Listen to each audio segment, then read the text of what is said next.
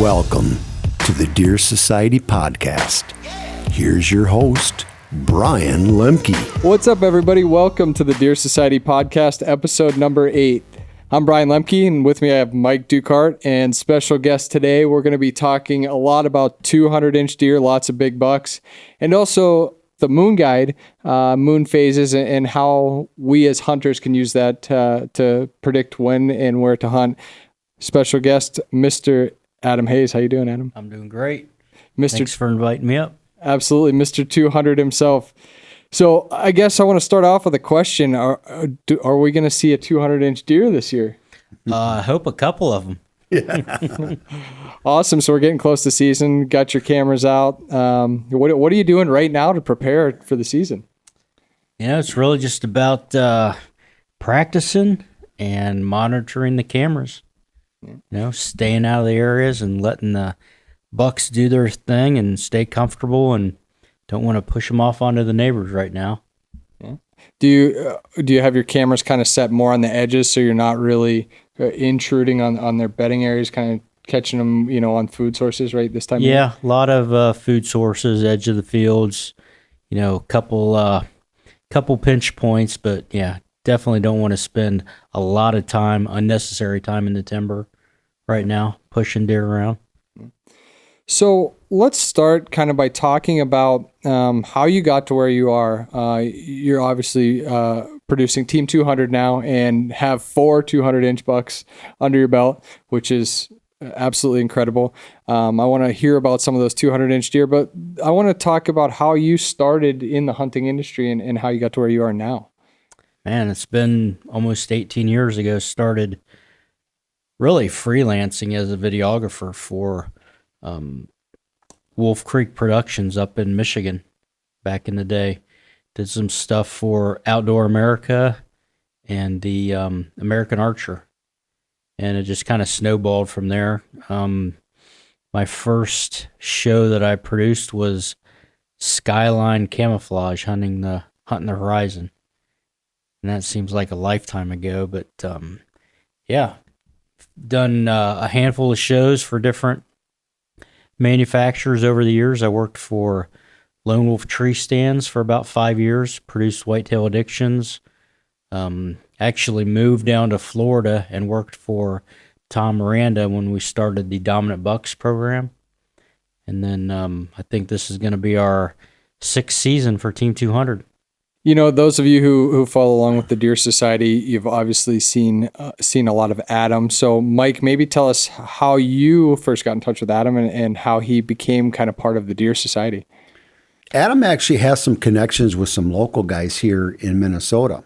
And, JJ being, kind of in charge of all the video and all the content and things like that, he had picked up on Adam and just through some of the contacts and some of the stuff that they were doing, and just kind of followed up with it, to be honest with you. That's kind of how I remember it starting. He took interest. He says, "Oh, check this guy's out, like one of the best ever. He shot how many 200-inch deer and blah, blah, blah." And I remember him showing me this stuff online, and I started kind of watching a little bit of TV and things like that, and hearing about him with my friends here in Minnesota, hearing a little bit more about him.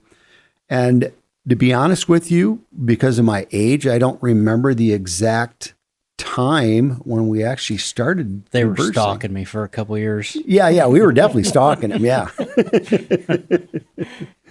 But no, I mean, it ended up being that we kind of worked with the Team 200. I believe it might have started with the Bakers. Does that sound right? Or yeah, I mean, I can't remember what I had for breakfast, so you're asking a lot. But yeah, Bakers were involved the first few years with the show, and I seem to recall that was kind of how the whole thing started, since they were local guys. Yeah. So that was kind of the contact. And then, as we started to get with some of our other guys, and there were some really big deer being shot, and we were getting some pretty good exposure. Some of them videos were getting like 10 million views and things, or millions of views, I should say, at a time. And, we started talking to Adam, and we just kind of hit it off, to be honest with you. The big thing for us it was unlike a lot of people. I think it was more business conversation than so much about the sport, because I was really embracing the business portion of, Illusion, the Deer Society and things like that. And he was starting to come out with this moon guide. I think he had and I'll let him speak to this, but he had purchased this, and I don't know the full story behind it. And so we were talking a little bit about that. So I was trying to, talk about how communicating with deer and my background. He was talking about some of the moon guide stuff. So it's kind of a business relationship. And, we were getting some great success. He recognized that. We saw he had great success with what he was doing. And obviously we recognized that as, as well, and just kind of hit it off as, business acquaintance. And it's just been growing good for both parties since then. And yeah. Light kind of grows on you after a few years. So all that hunting after you paid off then. yeah, exactly. It's been good from your side too then. Oh yeah. That's good. Yeah. That's good. Well, it's always exciting to see what comes in from your end each fall. I know you especially and your team shoot some monster whitetails year after year. So it's always exciting to get that full footage rolling in here. JJ and I were just watching some footage from your team this past year and knocked down some big ones as always. That's awesome. Yeah, team had a great year last year. Yeah. Again. So let's talk about some of these 200-inch deer. You'd mentioned before this that when I said, well, we're going to talk about 200-inch deer, you said, oh, that's my favorite topic. Oh, yeah. And I guess so. I can't say that I know anybody else that shot 4 deer over 200 inches, all wild, free range. Tell me a little bit about how that happens. I mean, what is your strategy going in each season, especially after, harvesting not 1, not 2, not 3, but 4, bucks that caliber? I mean, where do you set your standard now? How do you approach each year? I guess it really started off. I wasn't even, considering chasing 200-inch deer. It just happened. The first one that I killed happened to be that big by the time I got an arrow in him. I chased that deer for 3 years, and the season I killed him, I got some velvet footage of him, and I knew I was looking at the biggest deer I'd ever seen, and had a pretty good idea that it was over 200, and it ended up grossing just over that mark. But yeah, that was kind of how it started. And then a couple years later I was fortunate enough to find another one, and that was about the time I met Stan Potts, and it kind of became a little rivalry between me and him on killing 200-inch deer. And it's just like the show, it kind of snowballed from there. And now, I'd love to say I could chase a 200-inch deer every year, but that's not the case, honestly.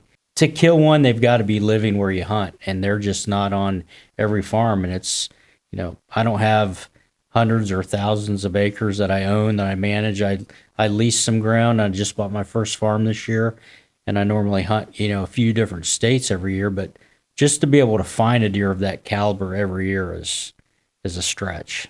Adam, I've asked this question to you, and I've got the same answer from other people too. I says, well, what does it take? What do you got to do to get a 200-inch deer? And you had the same answer as other people. It's like, well, you can't shoot a 200-inch deer unless you have a 200-inch deer. And really, that's the essence. We just got done talking about that a little bit ago. And then his comment was, well, you can't shoot a 130-inch deer if you don't have a 130-inch deer either.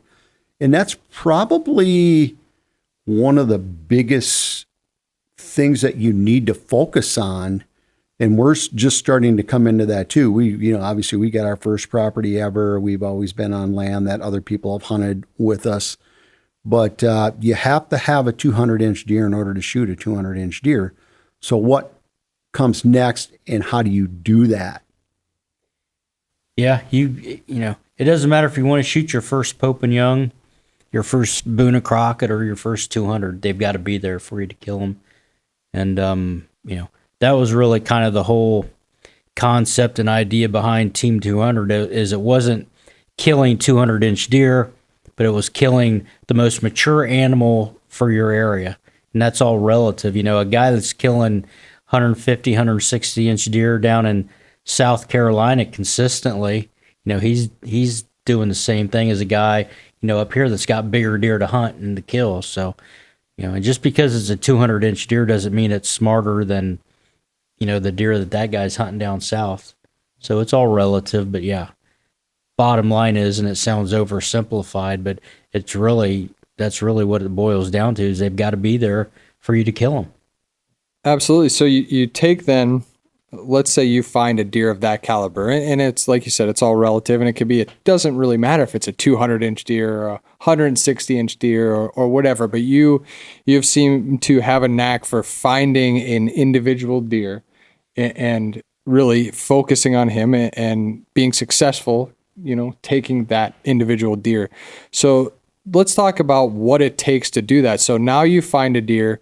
What are some of the strategies that you use to make you successful? Well, yeah, finding them is probably the most important part, and then obviously getting permission to hunt where that deer lives. But scouting is really the biggest part of it for me. I mean, when you're hunting a specific animal, a mature animal that survived for 5, 6, 7 years, it's a completely different animal than the rest of the deer in the herd, and it takes a lot of scouting to figure out, what that animal does, how he lives, how he's been able to survive for that long. And, it's more than just glassing some soybean fields in the evenings in the summer. I do a lot of late season scouting to kind of put the pieces of the puzzle together. I want to find a buck's core area where he spends most of his time early season, and those areas aren't impossible to find, but it's not easy. But what you're looking for is, thicker cover where those deer like to bed and concentrations of rubs, because in October, they're only doing one thing, they're feeding that time of the year, no rut yet. And they're just basically going from bedding into feeding and back. And they're making a lot of rubs, lots of concentrations of big rubs around bedding areas is what I'm looking for. In my late season scouting, and then everything else is kind of laid out like a roadmap with, your trails, your rubs, scrapes between there and the bedding areas, and figuring out how those big deer are using the wind, really. When I quit hunting winds that were good for me and started hunting winds that were good for the deer I'm after, my success changed a lot for the better on mature deer. But that in itself causes some problems because, you're giving a mature buck the wind to his advantage. It's making it even tougher to get within bow range. And I'm always looking for that weak spot on that travel corridor, that travel pattern where you can get within bow range of that buck while he's using the wind to his advantage. And, a big mature buck that survived for multiple hunting seasons, early season, he's just not going to get up and move before dark unless he's got the wind to his advantage. So it was like a light bulb moment for me. I don't remember when it happened, but just started thinking to myself, if thinking like the buck, if that deer is going to feel comfortable enough to get up and move when everything's telling him not to, what's it going to take? And the first thing is the wind. It's going to take a wind to his advantage for him to feel safe enough to get up and move before dark. That's probably the biggest key. I want to touch on something that you just kind of, started talking about. You got to have a 200-inch deer in order to get it. And then you kind of went into the story about the scouting and all this and that. Something I think that gets overlooked, and tell me your opinion on this, is that people may have a deer of that caliber in their hunting area, and one of a few things can happen. One might be that they don't know the deer is there because, once again, back to the scouting thing. So they have no idea that the deer exists because he is smart, he is a different animal. Or two, you go in there and you bump that deer. And so now that if you put yourself in a position and let that deer know, especially that age class, and that's what people really need to understand, that age class of deer feel any kind of threat from the human, they're just going to change. They're going to be gone. So I think people are bumping those deer, not realizing it as well. Anyway, what's your thought on that? I think that's a big part of being able to be successful going after a deer like that. Most of the time, I know that deer is there because that's why I'm hunting there. I'm not one of those guys that wants to sit in a tree in October hoping, a giant deer, 200-inch deer is just going to show up. I'm sure there are some guys out there that don't realize those animals are there and they're going to bump them, but regardless, that's the last thing in the world you want to do, especially early season, is tipping these deer off, because they're going to pattern you as quickly or quicker than you pattern them. And it's really got to be some low impact scouting, especially during season. My observation scouting in the summer kind of carries over to in season, because goes back to your question on scouting. Even during season, I scout more than I hunt. I don't go through all that work of trying to find a big animal, get permission to hunt him, do everything I can to keep from tipping him off that I'm there, and then diving into that spot where I know I need to be to kill him before everything's lined up. I mean, I've got those A spots where I know I need to be to kill that animal, and I'm not going to go in there until everything is lined up and in my favor. Stacking the deck in your favor is what it's all about. So a question for you. You talk about in-season scouting. What are some techniques that you use for your in-season scouting without putting really too much pressure on those deer, especially when you're trying to kill them? It's kind of like hunting from the outside in. I read back in the day about Miles Keller. That was one of his tactics, where he would start as far away as he could and watch an area and watch a specific deer and just gradually creeping in closer and closer until he knew the exact tree he needed to be in and the wind direction and everything. I do that in the summer, but I do that in the season too. I'm big on the moon and hunting the red moon and waiting for those perfect nights, but just because it's not a good moon evening doesn't mean I'm at home sitting on the couch watching TV. I might be hunting a different farm, a different animal, or in an observation stand 200, 300, 400 yards away, just trying to pick up on something or to catch that animal making a mistake. It's just a constant learning process, that you can only do when you're out there in the field. So let's get back to, the wind situation. And it really makes a lot of sense when you break it down and think about it. A big mature buck like that, and I like the way that you put it, that's lived for that long and lived through these hunting seasons. It's not going to make sense, especially early, for him to get up when he doesn't have everything in his favor in the daylight, right? So it makes a lot of sense, and I've heard people talk about it, and I've thought a lot. Just because the wind is good for you, everybody thinks, well, I can't hunt that stand on a west wind because, the deer, that's where the deer come from. Well, a lot of times, why would the deer, if you think about it, why would the deer come that way if then the deer's not, the wind isn't in their favor? Right. Right. Yeah. So that being said, what do you do to try to help you beat that? Well, it's really a system, You really play in the wind when you're trying to beat a big buck's nose, and then you're making it 10 times harder on yourself by, giving him the wind to his advantage. And, most of the time you're splitting hairs on wind, and that's when, the whole scent elimination, the whole system, it's really not one thing. It's a combination of things. Just like with the scouting and everything else, it's stacking the deck in your favor to get the odds in your favor, against a survival expert. And, and there's some things that you can do, and I actually have learned this from Adam.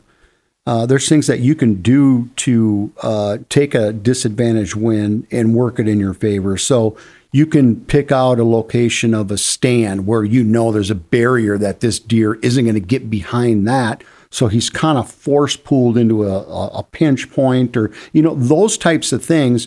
When you're hunting a bad wind, you need to think about that. There's a strategy behind all of that stuff.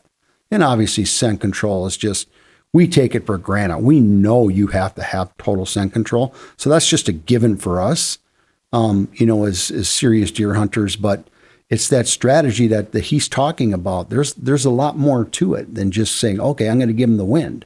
Yeah, location is a big part of it. I very rarely ever do any blind calling, Yep. For deer, because you never know where they're going to come from. And if I'm going to be calling, I want to make sure that I'm set up in an area where they either can't get downwind of me, or the terrain or some features of the terrain force them into bow range, because a mature deer is going to be using the wind when you're calling. What as far as some of your biggest deer goes, is there one that sticks out above the rest that, you know, was more rewarding? You know, and it can be, you know, rewarding for a lot of reasons, but I'm kind of looking for, you know, was there something where you really put a certain strategy in place and you really saw it pay off, or you learned something from it? I could say that about all of them and go into some scenarios for all of them, but you know, the first one was really rewarding because that was the first year that the moon guide really worked for me. I knew I was on a world-class animal, didn't want to make any mistakes. You know, back then, Jeff Murray still owned the moon guide, and, you know, I was talking to Jeff on a weekly basis because I didn't want to make any mistakes and really wasn't sure what to do. And, you know, Jeff was the one that convinced me to stay out of the area until the red moon hit. I mean, I'd done my scouting.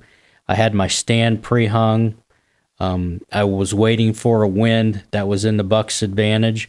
And yeah, everything just came together, and that was probably one of the bigger light bulb moments for me when it comes to, you know, seeing that technique work. You know, being patient, waiting for everything to line up, using the wind, making him feel safe enough to get up and move, doing a little bit of calling, and being set up in the right location where he couldn't get downwind of me with what he was doing, and yeah, that's probably the one that sticks out most of all.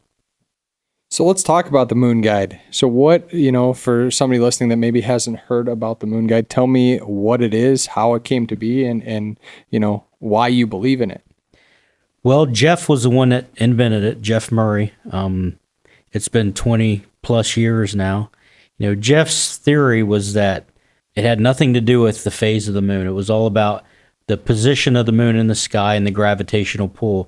And what he had taught me was, you know, through his research and everything that he had talked to other hunters about and biologists and researched the moon, you know, there's basically 2 times every day when the moon, as it rotates around the Earth, is actually closer to the Earth than any other time during the day. And that's your overhead and underfoot moon, when it's either straight up or straight down. Technical terms, it's scientific terms, superior transit and inferior transit. So during those 2 times when it's actually closer, it has the most gravitational pull, and that's what triggers the tides to come in and out. I mean, it's strong enough that it moves the oceans, which the biggest mass on the planet. You can't tell me that does not affect wildlife and fish. But that was his theory. And to take it a step further, there's only a handful of days every month when those 2 times hit at prime time when deer want to move anyway. You know, they happen every day about 12 hours apart, and they're an hour later each day. But you only get a small window every couple weeks where one of those 2 moon positions hits at prime time in the morning and evening. And you think about it, a mature buck, like I talked about before, they're laying in his bed. Everything's telling him to stay put until dark before he gets up and moves. And then you give him the wind to his advantage. And then you put on top of that an instinctive push from that gravitational pull, urging him to get up and feed right when he wants to normally anyway. I mean, it's like a perfect storm. I'm going to comment on the, on the moon guide. And here in our company and Deer Society and all that kind of stuff, you know, we have our own products. We have done our own studying and our own developing and our own patents on different things by, you know, putting a lot of time and effort, just like, you know, a product like the moon guide. But we don't just jump on every product either. So a product absolutely has to work before we're even going to think about using it. So like in Adam's case, you know, we needed to see that this thing was working for ourselves, even though he'd shot all these big bucks. And so, of course, you're going to be skeptical at you know, whenever you see something new that you don't understand, and I didn't understand it. And I just started seeing patterns immediately. So I didn't have to really assess what was being done or what was done or what this product was about, because I just noticed a difference. And as I'm getting older, and maybe I'm getting wiser, I don't know, I'm hunting smart and not hard, and that's really what Adam's just described. He hunts smart, not necessarily hard. When you're young, you're like, oh, I got to get out there, it's opening season, and you're out there, and you're bumping deer, and it's not as efficient. And so as you learn and go, you look for the best possible tools and scenarios. And so when this came and I started noticing a difference, I bought into it. And so we started doing this partnership from a business perspective. We're helping promote the Moon Guide and making it available through our platforms, as well as what Adam's doing. And so we're working together. And so we go to consumer shows, and the first thing is, moon phase, the moon phase. Yeah, the moon phase, the moon phase, the moon phase. And you have to explain to everybody, this has nothing to do with the moon phase. You know what I mean? So there is a real distinct science behind it. And I think Adam tried to touch on some of that there, but that's my take on it. It's not the moon phase at all. It's something completely different. And, there's definitely something to it. There's definitely a learning curve with it. And a lot of guys think, that's the first thing they say, like Mike said, that I don't believe in the phases, and all the research and the tracking is done. And everybody says the moon's got nothing to do with deer activity. And I'll tell you what, until somebody takes the time to radio collar a handful of mature bucks and tracks them during hunting season, I'm going to go by my 20 years of experience firsthand. I've been watching the moon that long, paying attention to the Moon Guide for that long, and nothing out there is 100%. Nothing works 100% of the time. But you can't tell me that the wind and the weather affects deer and deer movement, but the moon doesn't. Those three key elements are probably what affects more deer, mature deer, to move during daylight than anything else. So I have a question, and I don't know if you can elaborate on this or not. But back when Jeff was doing all this research, did he ever give you kind of any details on how he tracked some of that movement, or about any of his real field research there? A lot of the research that he did and the people that he talked to, it's all referenced in his book Moonstruck, which I highly recommend anybody that's interested in learning about it, learning how it started and where Jeff got his information from. And probably just more great information about hunting mature deer. I turned that book into an ebook a few years ago, so it's available through the website for somebody who wants to download it and read it. But it's all explained in there. And back then Jeff was a big outdoor writer, and he was, talking to all the top whitetail biologists in the industry at that time, and really at the forefront of all of the lunar talk and everything that was going on back then. But, bottom line is it's Mother Nature, It's Mother Nature, just like the wind and the weather.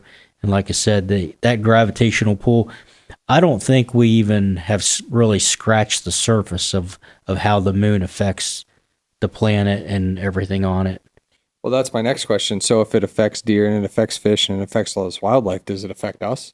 Oh, I'm sure it does. I mean, you talk to anybody that's in law enforcement or healthcare, and they've got some pretty staggering statistics to talk about. When the full moon hits, and you talk to muskie fishermen, they swear by the moon. I was doing some saltwater fishing a few years ago with a guy that had no experience with the Moon Guide. And I just said point blank, if you're going to pick a few days each month to try to, target big fish, what are you looking for? And he was following the exact same thing, because that red moon triggers the tides. Saltwater guys are keying on that tide coming in and out, getting those bait fish moving, which is going to trigger the big fish to feed. I mean, it affects everything. So as hunters, we look at the red moon, if I'm correct, we look at the red moon as when that phase, that position of the moon aligns with the prime time hours. So that could be in the morning or the evening, correct? Right. Yep. And primetime seasons, I would imagine, has a big impact on too, because your deer and your animals are going to have different instincts throughout the different parts of the season as well. So you have to take that into consideration, and I know that's a part of the study and part of the platform that the Moon Guide has been developed around as well. Is that correct, Adam? Yeah, it is, and things do change up. I mean, when deer are on a strict feeding pattern early and late season, you're going to want to concentrate on those mornings and evenings when that red moon is peaking at prime time. In November during the rut, and I struggled with it for a long time, trying to kill mature deer during the rut, believe it or not. There's probably more big deer killed then, but I think probably more by accident. Yeah, because they're being in the right place at the right time than hunting a specific animal, because you never know what they're going to be doing. They're not that predictable. And it wasn't until I kind of threw everything out the window that I had read over the years and learned about what stages, are they seeking? Are they chasing? Are they locked down? And how does the weather affect that, and trying to time it all, especially on an out-of-state hunt somewhere where you're hundreds of miles away. When I just kind of abandoned all that and just focused on what I'd always been doing early and late season on those peak activity times, because even during the rut, those deer have got to be up moving during daylight for you to kill them. So I want to be in the woods on those peak activity times. And in November, if you've got an overhead moon in the middle of the day, you better be in the woods in the middle of the day. And you're not going to want to be on the field edges. You're going to want to move back into the cover and hunt closer to those bedding areas and these transition zones and funnels that connect those bedding areas. And, that's something that we did on the Moon Guide, is we not only tell you the best days and times, but the proper location at those times too, because it's completely different in November. So let's talk about the actual Moon Guide, the physical Moon Guide that somebody can go out and purchase, that tells them, when the red moon is going to be, correct, and certain phases, feeding times, things like that. Explain to me what all the details are in there. So explain to me, hunt bedding, hunt feeding, here's the red moon. Just explain the actual guide to me. The dial has 6 months worth of information, August through January. And for each day, it gives you those 2 peak activity times, your overhead and underfoot moon. And it also gives you a location where you need to be hunting at those times. And on the dial, it's listed as A, B, or C. And pretty much no matter where you hunt, you're going to have your typical locations, A being your food sources, hunting right on the field edge of the crop field, edge of your food plot. B is going to be your transition zones, which is a little bit back in the timber, connecting those areas, and then C are your bedding areas. So pretty simple. No matter where you're going to have those 3 main areas to key on and hunt. So you get the best 2 times each day, the locations where you need to be at those times, and then on the outside of the dial, we highlighted the red moon days in red. So at a glance, you can tell right off the bat exactly what days are going to be the best days each month. Yeah, that's when the stars are lining up. That's when everything lines up. And then on the app, which we just actually launched yesterday, we explain it a little bit more in detail, obviously, because we've got more to work with than on the dial, but explain the locations a little bit more, and they're spelled out, but it's all the same information. Can you elaborate a little bit on why, some of the reasons why you'd choose, I open up the Moon Guide today or look on the dial and it says A, so, hunt the field edge. Mm-hmm. Why, would you recommend hunting the field edge there versus bedding, based on just that moon phase? Well, if you think about it, when those deer are on a strict feeding pattern, early and late season, when is your best chance to catch that animal in the food source? That's going to be when that moon is peaking at prime time. Okay. The further that time gets from, let's say, sunset, if it's earlier, those deer aren't going to make it to the food source before dark. If it's later, they're going to be showing up after. So you need to adjust accordingly. If that moon is peaking, let's say it's dark at 7 o'clock. If that moon is peaking at 2 in the afternoon, it's going to be happening earlier, okay? So those deer are going to be up moving earlier, but that also means that your does and your immature bucks are going to be moving earlier too. You don't want to be back in the timber where you're going to be, bumping those deer around. You want to be right on the edge of the food source. You with me on that? Yep, absolutely. Makes sense. And then the further away it gets before and after, you're going to want to adjust accordingly, moving back into the timber closer to the bedding areas where those deer are going to be, moving a little bit earlier, a little bit later. Absolutely. It makes a lot of sense.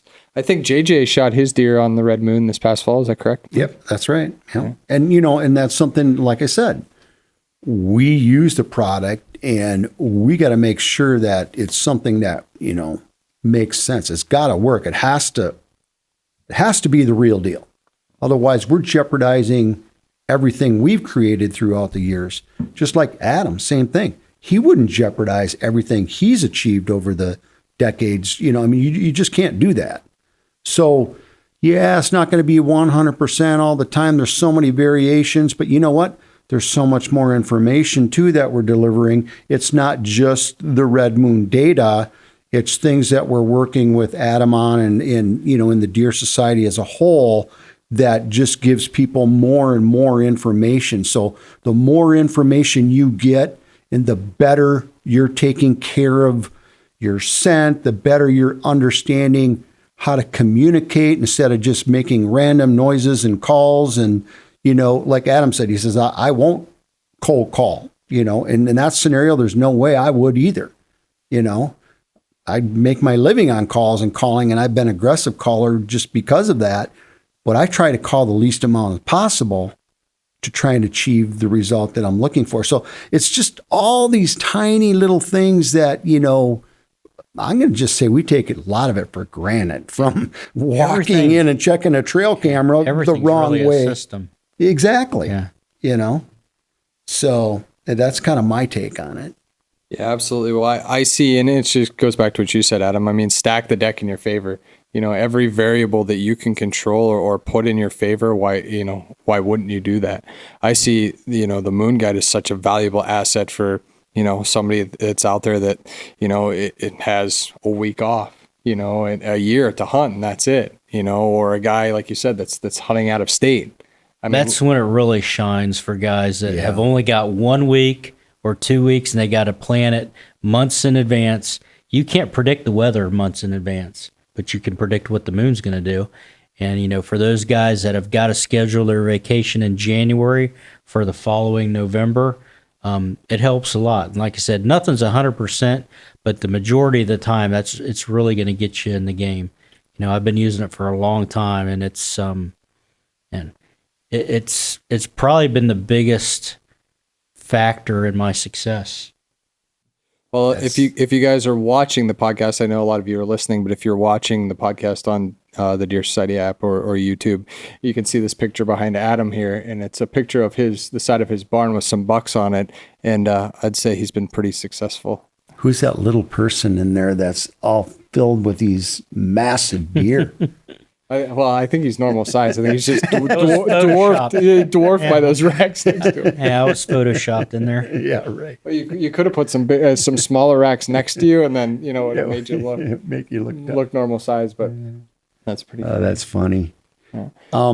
I got one more comment on the Moon Guide before we get off topic on something different. But I'm going to be honest. I'm using the Moon Guide to schedule my vacation out to Yellowstone and stuff like that, because our big thing is wanting to go out and see grizzlies and all that kind of stuff. And I'm just telling you, it's, fishing trips, there's lots of uses for it. Scouting, not just hunting.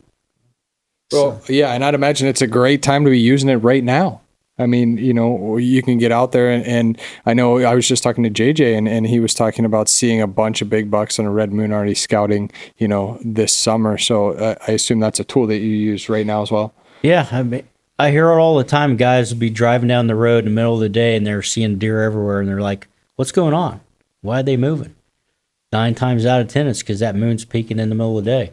And you can watch cattle, any type of animal that grazes and see the effect that the moon has on them. I talk to a lot of Amish guys, and the Amish are big not only with the moon and hunting, but when they harvest their crops. Oh, They follow the moon for harvesting, for planting, for a lot of that stuff. Yeah, so guys, get yourself a moon guide. I mean, I think it will help you. Adam's had obviously amazing success. We've all seen the benefits and how it can work. Obviously, nothing is 100%, but stack that deck in your favor. Let's keep going. Let's touch on. I want to hear about some of your other 200-inch deer. So you told us a little bit about the first one. How about number 2? So how do you follow up? If a guy encounters a 200-inch deer, most of us hunters are like, that's once in a lifetime thing. So you have one under your belt. Tell us about number 2. That was another deal where it took me 3 years to kill that deer, and he was actually 200 by the time I killed him. He was big the first year. I knew it was a giant the first year I was after him, and that following year, I had a lab that I'd trained to shed hunt, and she found one of the sheds off that buck, and I want to say it was like 83 or 84 inch shed that she picked up. So, I mean, I knew it was a world-class deer. And the year I killed him, he grew some stickers and pushed him over the top. But the second year I hunted that buck, it completely disappeared on me. Don't know what happened to him, where he went, never got a picture. And that's not the only deer that has done that I've witnessed. Curly did that to JJ and us. Yeah. Disappeared for a whole season. A whole year. Yep. It could be as simple as a younger, mature buck feeling his oats that might not score as big, but maybe a bigger body that pushes him out of the area for a year. Or it could be hunting pressure or food. Could be a, combination of things, but yeah, I've seen him multiple times just up and leave an area for an entire season. So I thought he was dead, to be honest.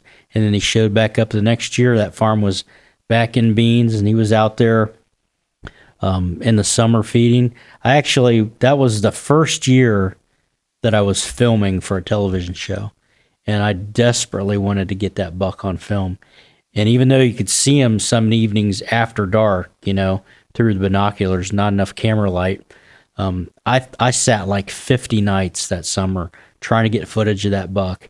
And I kind of jokingly predicted it to a couple of my buddies the nights I was going to get footage of that deer, and it was right on the red moon. Only night all summer long that buck showed up, and he showed up an hour before dark. Got a ton of footage of him. It was SD footage. I wish I'd had a 4K camera back then, because that was just a world-class animal. But yeah, that was a summer, and that was a light bulb moment for me with the summer scouting and the moon guide. And I knew that it was more than just a tool for hunting season. Now, is that a deer that you were able to kill early, or you didn't take him actually till the third year? Nope. I shot him in the third year, and I shot him the last 10 days of October, which my first 3 200-inch whitetails were all killed that last 10 days of October. That's probably my favorite week of the whole year. I wonder why. Yeah. If you think about it, those animals are pretty reclusive up till then, but they're getting to that point where they're ready for the rut and they're ready to start chasing, but nothing's happening yet. And it's like they're looking for an excuse to get up and move early. Yeah. And when you catch them in that little window of opportunity there, and you throw that good wind and that moon and some good weather at them, that's when it starts getting bloody. So like during that time, hey, that's always a good feeling. I was just, for some reason, I thought of Shark Week. Maybe that towards the end of October, we should have like a week 200 or Adam Hayes week or something like that there at the end of October. But, so let's focus on kind of those last 10 days. So deer, they're starting to get more active, and those first does they're starting to come in, and they're starting to think about rutting. What are some of the tactics that you use during this time? I mean, where are you hunting? Are you hunting those transition areas? What are you thinking? That last 10 days, that is a great time, probably the best week of the year as far as I'm concerned, to call. Yeah, they start mature. Because they're positioning themselves. They're finding out what's going on. And I now that you say that, I'll remember a time when I was in the tree and I saw a buck dogging a doe.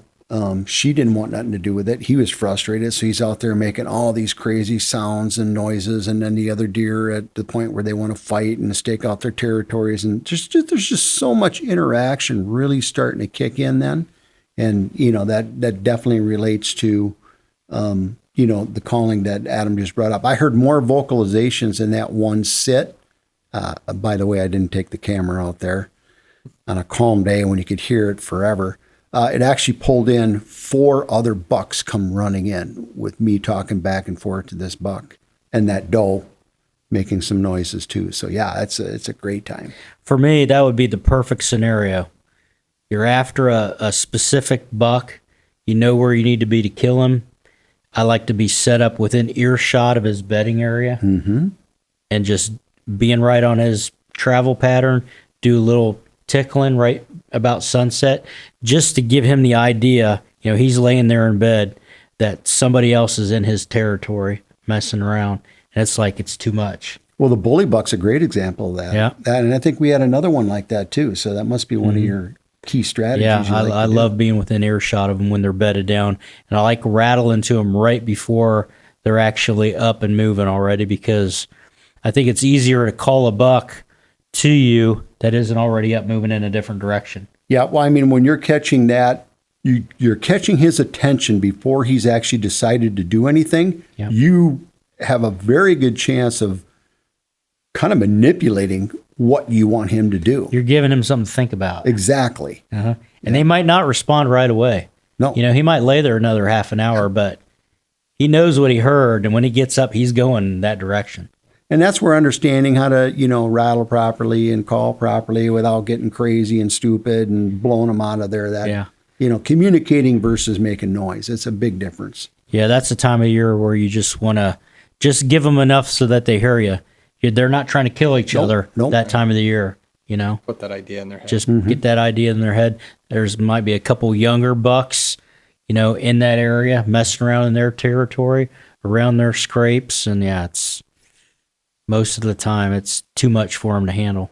That's interesting. That's a tactic that has come up now a few times, talking to a few different people in these podcasts. And it goes back to, I think a lot of guys have a mentality, sometimes that it's like, well, they don't, especially in that last half hour, they don't want to do anything wrong. They're afraid. They don't have the confidence to call. They don't, they kind of sit back, but, understanding that, having the confidence to communicate correctly, especially if you can position yourself within, like you said, an earshot of that mature deer bedded down, that can be really, really beneficial for you. And clearly it works for you a lot. Yeah. And another key point is you don't want to be moving at prime time. No. And have those deer pick you off, sitting in a tree rattling. It's another reason why I like to do it just a little bit early, to give them something to think about before they get up and move for the evening, and to keep from, one moving through the woods and catching you moving.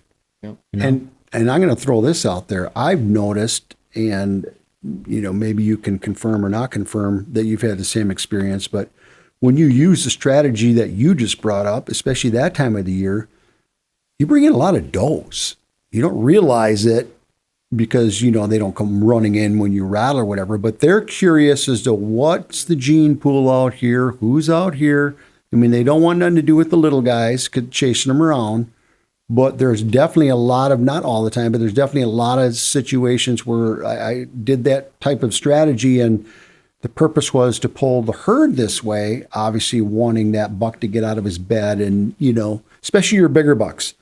In my opinion, when you get to that 6+ age class, the bigger buck doesn't have to go running around looking for does. They come to him. That's the genetic they want. I mean, they're picky too. You know what I mean? I got a question for you. Yeah. Do you think a doe is more apt to come into a calling sequence that sounds like a couple young bucks just sparring, or a couple mature deer duking it out? Duke. That's a good question, because usually when I go with 2 bucks really going after it, it's bringing in other bucks, You know what I mean? That's when that instinct, that window. So that's kind of really what I focused on. I never really thought about that. What's your thought?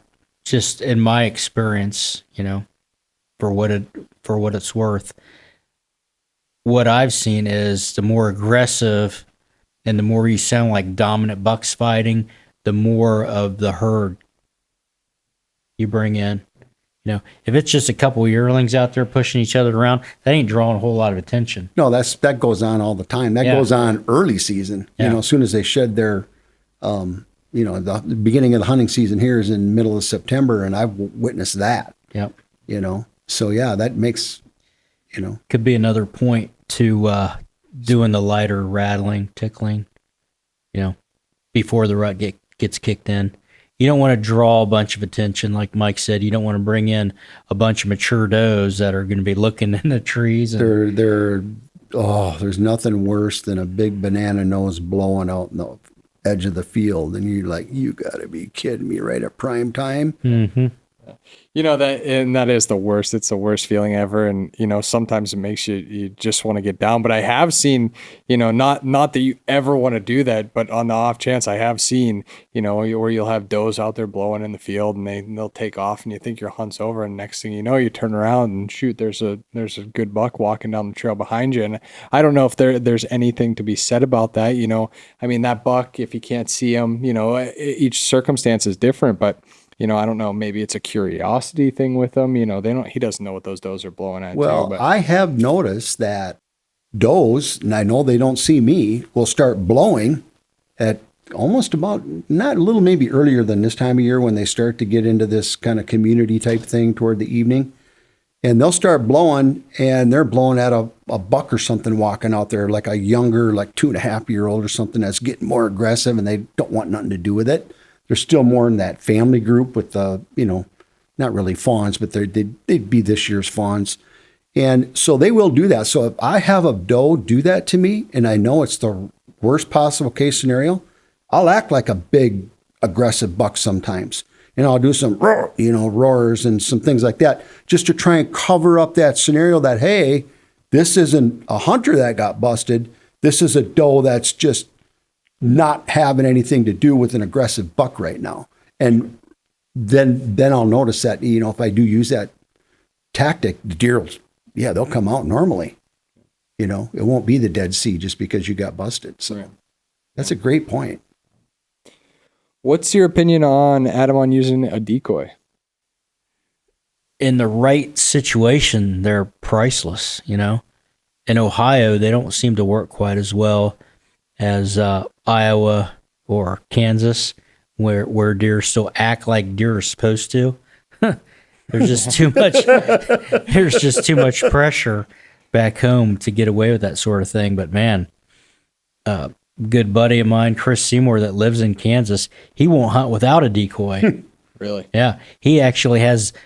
He probably has a dozen decoys, and he's got them placed around all of his stands so that he doesn't have to carry them in and out every time. He kills good deer over decoys every year on the show, and he won't hunt without them because he enjoys it just as much as how well they work. Right. Nothing like watching a big deer come into a decoy. Oh, man, and the footage on those hunts are just incredible. They get all bristled up, walking sideways. You can actually pull back, and you don't have to worry about them catching you as easy. And, keeps them focused on something other than you and the movement in the tree and the camera and everything else going on in the tree. Yeah. So you do a lot of self-filming. How does that play? I mean, that's just a whole nother variable that goes in. I wouldn't recommend that to anybody, honestly. I started doing it back in the day just because it was tough to find somebody to follow me around, and I didn't have a budget to hire a cameraman. So I started filming myself, and it's become second nature, just like shooting a bow now. So I enjoy it. I enjoy being out there on my own and getting back to nature and all that. And I'd hate to have a cameraman with me that blew a hunt and, to watch him take a fall out of the tree or something like that. Remind me not to film for Adam this fall. Blame it on myself and not somebody else. But No, it's it's a whole takes it to a whole different level. It's a whole different game. It's a whole other process you got to add to the equation that's already difficult enough. You're trying to get an arrow in a big animal that's would turn inside out if he knew, you were within bow range, and then you're adding a whole other process to it. Yeah, it's like I said, I wouldn't recommend it to anybody, but Well, we started getting into it here the last few years, and here's my progression on that. Maybe you can comment on it, but when we first started filming, the filmer, the guy with the camera, you felt like you were just as a big part of the hunt as anything, because even though you weren't going to shoot a specific deer or you saw a deer or whatever, if you got the shot, you got the footage, it was like, oh, you achieved this big deal. And both the hunter and the camera guy were, all excited about, yeah, look at this great shot. And then, of course, we got to the point where we could start sharing it with people on, social media and whatnot. It became even more intriguing and more fun and fulfilling. And so you actually develop. It's kind of like I started out as a goose hunter. And when you got guides, you pick them based on how well you mesh calling, because you're trying to sound like a group of geese. So if he's thinking something and you're thinking something, and as you're calling and making these different vocalizations, and you're sounding like you're just on the same wavelength. That's the way it became with the camera guy, because it was just me and JJ and Chris. And so we trusted each other. And that's where Adam gets it. I don't want my camera guy blowing it. You don't got to follow me around. So we've kind of did that for years and years and years. And then it's to a point where, now we want to split up a little bit more. And so, hey, let's try this self-filming, because Adam was doing it and JJ filmed Curly, self-film. I've been doing some self-filming. And now to me, it's just a new challenge. Yeah, So it's not the same thing over and over again. Yeah. This is something new now. It's that much more intense when you see movement and there's something coming. Now you got to think about 5 things before you can either communicate or whatever. It's a whole different deal. You kill a big deer and film it yourself, you accomplish something. Yeah.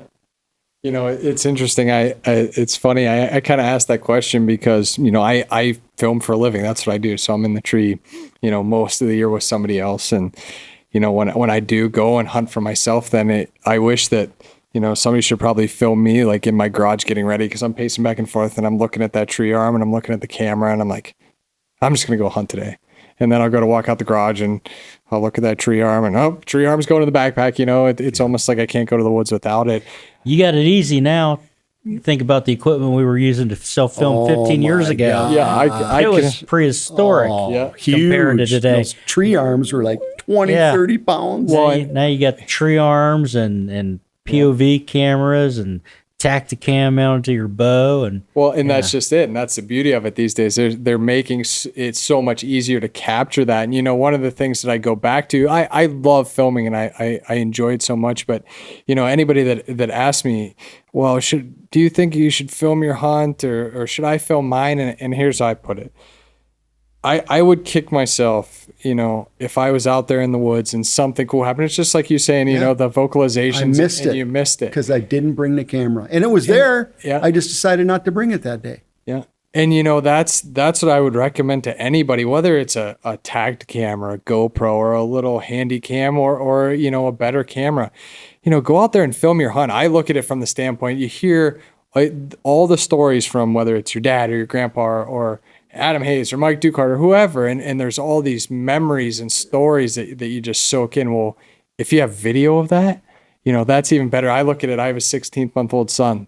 Like, I can't wait to show him, all those videos and you're creating all those memories. So yeah, I pretty much take my camera every time I go out in the woods too. Not that it's easy, but like you said, it is getting easier with all the things they have now. And if you have a questionable shot, it really helps to be able to go back home or to the cabin or wherever and review your footage. Absolutely. I think that's saved a lot of guys some heartache on some deer where, a marginal shot and that deer needed some extra time when maybe you thought you made a perfect shot, or the exact opposite, but that does help a lot. Well, you got the adrenaline going. There's just so much happening. You can't focus on those tiny little details, and it happens in just that split second.